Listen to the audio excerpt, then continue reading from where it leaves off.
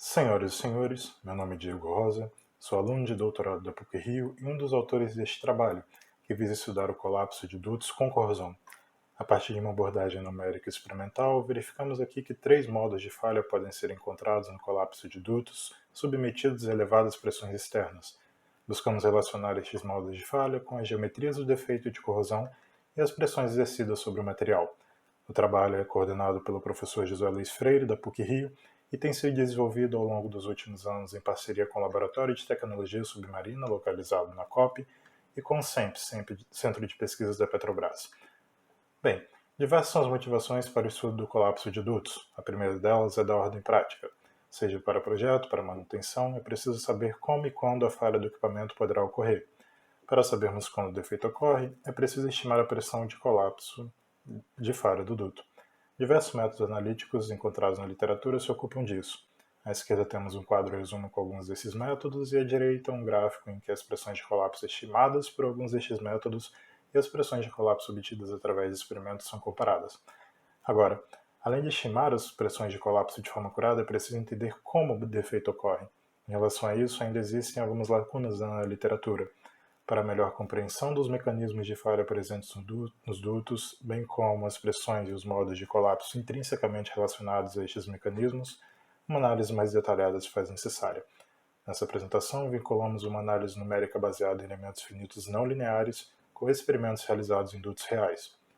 Os testes são feitos em uma câmara hiperbárica utilizando espécimes tubulares de aço baixo carbono e fabricados sem costura. Já os defeitos externos são usinados no formato retangular. Em nossa análise, interessam-nos as variáveis comprimento, largura e profundidade do defeito para cada espécime.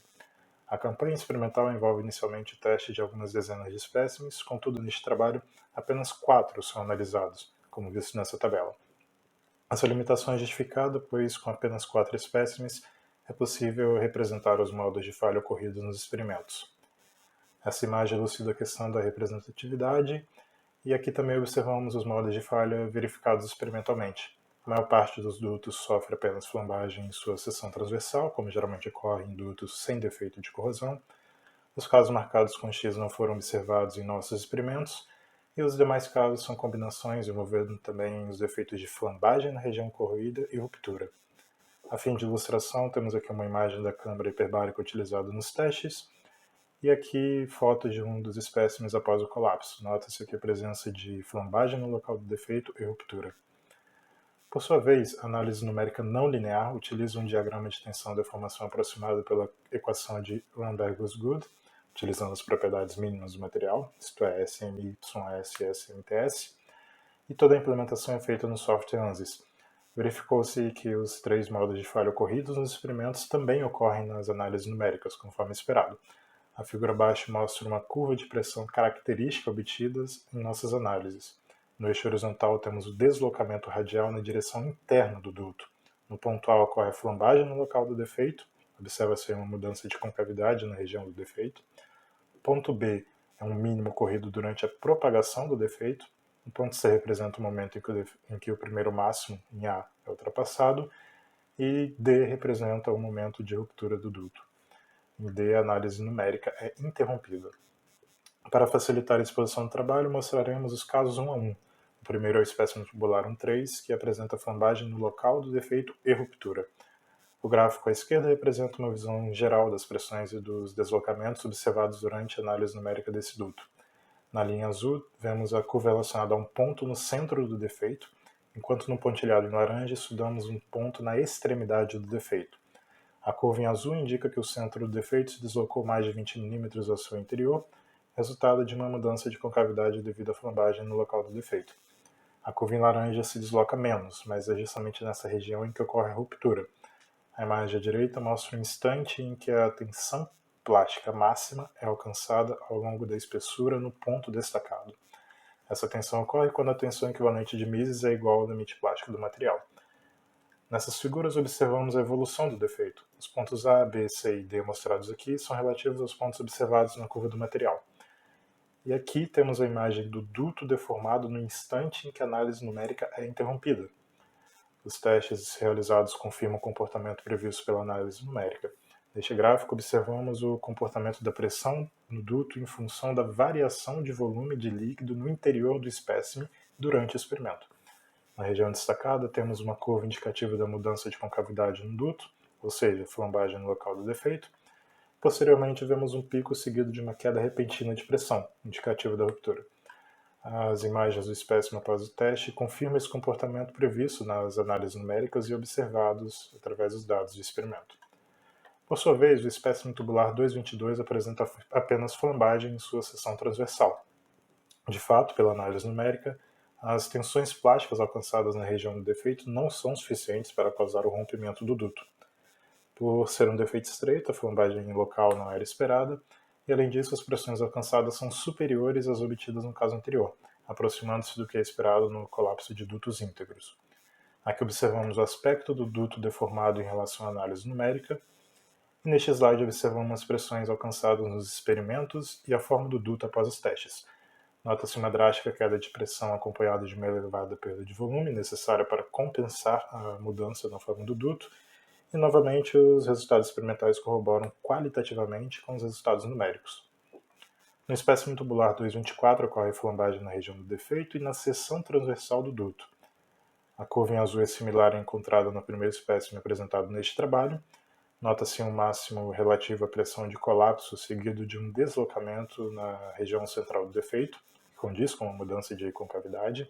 Contudo, nesse espécime, as tensões na extremidade do defeito não ultrapassam as tensões no centro do defeito à medida que a análise numérica avança.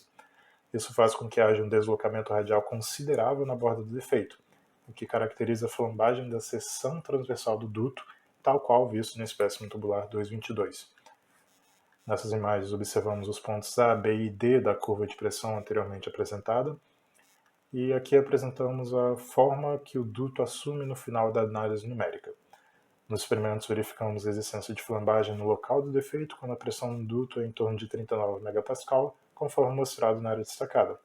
Um segundo máximo é encontrado perto da pressão de 48 MPa, e este máximo é relativo à flambagem na seção do duto, que pode ser observada na imagem do espécime após o teste. O quarto e último espécime testado, além da flambagem no local do defeito e na seção do duto, apresenta também ruptura. Os gráficos de pressão por deslocamento são similares aos encontrados no caso anterior, sugerindo uma inversão de concavidade no pico da curva em azul e um deslocamento radial considerável na curva em laranja, sem que as tensões na extremidade do defeito gerem ruptura. Neste caso, as tensões mais elevadas ocorrem na região central do defeito. Além disso, a tensão equivalente Mises ultrapassa o limite plástico do material, indicando a existência de ruptura. Aqui temos a configuração deformada do espécime no momento da ruptura, e aqui a curva obtida nos experimentos. A versão anticoncavidade observada na área destacada, a flambagem na seção do duto é indicada pelo volume deslocado antes do rompimento do material, e o rompimento, por sua vez, é visto no momento em que surge uma drástica queda de pressão. Por fim, algumas considerações são necessárias. O gráfico neste slide, obtido a partir da análise numérica, é um estudo comparativo dos deslocamentos radiais encontrados no centro do defeito dos dutos mostrados neste trabalho. Também consideramos aqui os resultados numéricos para um duto intacto. E notamos um comportamento interessante. Para o espécime 222, que apresenta apenas flambagem na seção transversal do duto, temos as maiores pressões e os maiores deslocamentos radiais. Para o espécime 1.3, as pressões são menores, e os espécimes 2.23 e 2.24 estão no nível intermediário. Parece haver aqui uma interdependência entre as pressões e os modos de colapso. Mais ainda, vejamos que a razão entre a largura do defeito e a espessura remanescente da parede, W dividido por T menos D, também se altera proporcionalmente em relação às pressões e aos deslocamentos radiais. Por fim, é preciso destacar um ponto. A única diferença entre a geometria dos defeitos dos espécimes 1.3 e 2.24 é a profundidade. Um aumento de aproximadamente 4 mm nessa profundidade equivale a reduzir a pressão de colapso de um duto pela metade. Bem, neste trabalho apresentamos uma análise de falha de 4 espécimes com perda de espessura e sujeitos a carregamento externo. Mostramos, através de uma análise numérica experimental, que 3 diferentes modos de falha podem ocorrer e mesmo coexistir em um único duto, e verificamos a existência de uma relação entre a geometria do defeito e os modos de falha que determinam o comportamento da falha por colapso.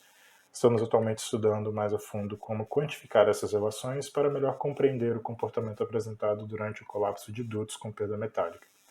Agradecemos as instituições e pessoas que colaboraram direta e indiretamente com a realização deste trabalho. Em caso de qualquer dúvida ou sugestão, peço por favor que entre em contato. Muito obrigado.